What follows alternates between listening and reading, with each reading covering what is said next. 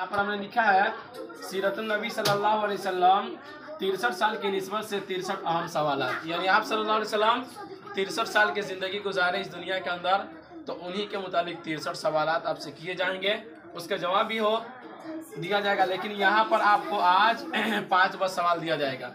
पहले नंबर में है हमारे प्यारे नबी का नाम क्या है, तो हज़रत मोहम्मद सल्लल्लाहु अलैहि वसल्लम। देखिए यहाँ पर हमने इस्वाद जो लिखा है, देखिए इसका मतलब होता है, इस्वाद का फुल फॉर्म क्या होता है, ये सल्लल्लाहु अलैहि वसल्लम क्या होता है, अलैहि वसल्लम होता है। समझ में आई बात है, इसको शॉर्टकट के लिए लिख देते हैं। दूसरे नंबर में हमारे प्यारे नबी के दादा का नाम क्या है, नहीं सॉरी वालिद का नाम क्या है, तो हज़रत अब्दुल्ला।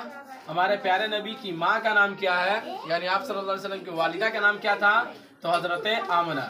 चौथे नंबर में हमारे प्यारे नबी के दादा का नाम क्या है, हज़रत अब्दुल मुत्तलिब। पाँचवें नंबर में हमारे नबी सल्लल्लाहु अलैहि वसल्लम की दादी का नाम क्या था, तो हज़रत फातिमा बिन्ते मखज़ूमिया। समझ में आ रही बातें, चलिए।